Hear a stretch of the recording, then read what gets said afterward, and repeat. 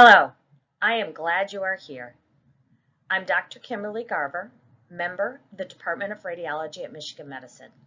I am here on behalf of my wonderful colleagues, Dr. Catherine Maturin, an outstanding leader in our department and within the field of radiology, and Dr. Amy Young from the Ross Business School and Center for Positive Organizations at the University of Michigan.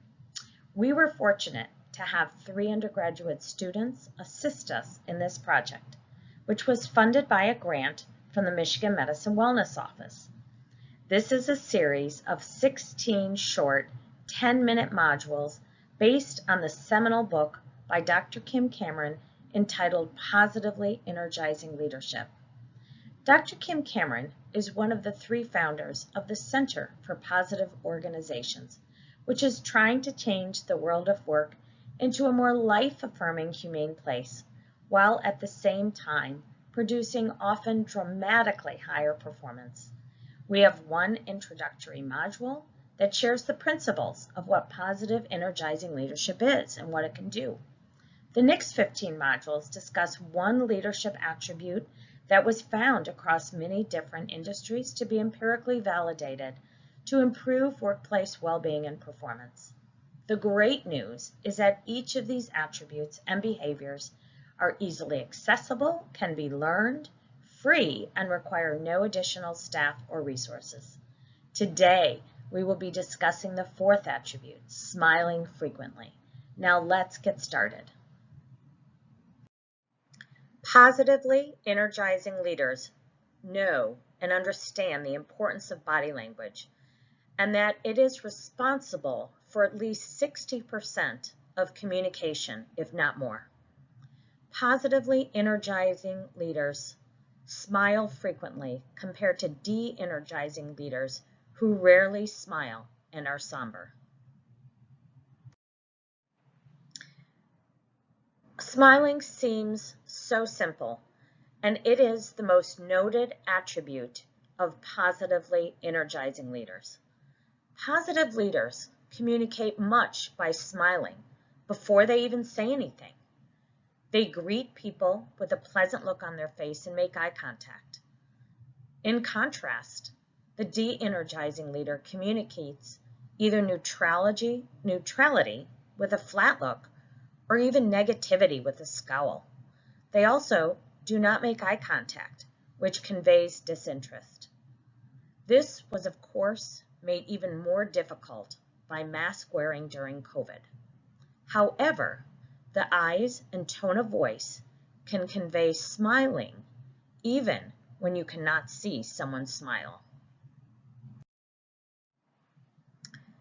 Here's the way many of us appear as radiologists while we are working.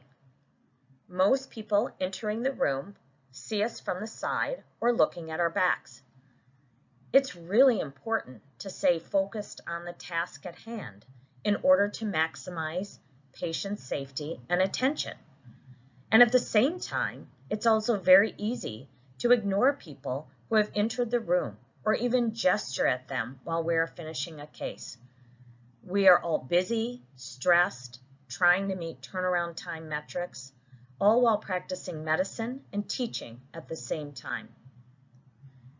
This is easier said than done in the busy and chaotic environment of the reading room or the OR or the clinic where most of us live. Here are some interesting facts about the psychology of a smile. A smile is the most recognized facial expression throughout the world, independent of culture. There are actually 2 basic types of smile: the fake smile that only uses the muscles around the mouth, and the real or genuine smile that also engages the muscles around the eyes. This is the smile we can see, even when people are wearing a mask. The average adult smiles 20 times a day, while happy people tend to smile around 50 times a day. Children smile 400 times a day on average. Women tend to smile way more than men, on average 62 times a day compared to men who smile 8 times a day. But this gap narrows with age. It's very interesting that the more culturally diverse a geographic region is, the more its people smile, because it helps to indicate to each other in a diverse environment that I am not a threat by smiling. There are many reasons to consider smiling more for our own health and well-being. Here are just some of the many documented health benefits and their accompanying articles. People who smile more tend to live longer.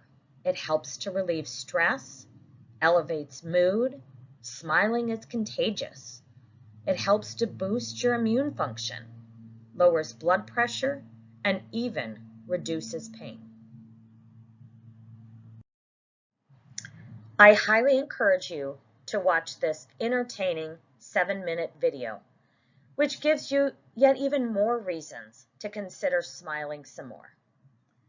Smiling has been found to improve success in marriage, improve success in standardized test taking, makes you appear more competent and likable.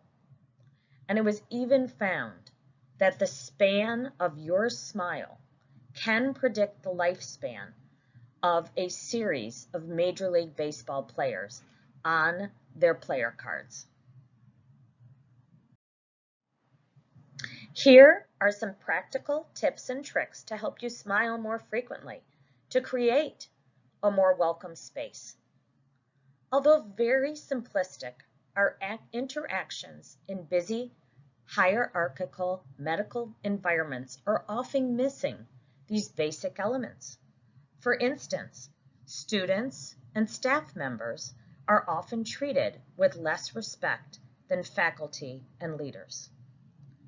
Try to remember to turn towards people when they enter the room. Greet people by introducing yourself.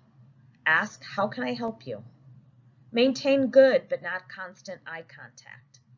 And remember to smile even when you're wearing a mask or on the phone. People can tell you are smiling by your eyes and the tone of your voice. For those that are less comfortable with smiling, practice can actually help. Practice smiling in front of a mirror or watch your smile on Zoom with and without a mask. Pay attention to what your eyes do when you smile authentically and naturally. Think of something that's funny or brings you joy to help induce a natural, real smile. Relax for a few seconds before you smile, and build confidence in your smile with good dental care. If you have time, break into small groups to discuss these questions over the next 15 to 20 minutes. Small groups are best kept at 4 to 6 people maximum. Please assign one person in the group to report insights learned from the small group back to the larger group when we return.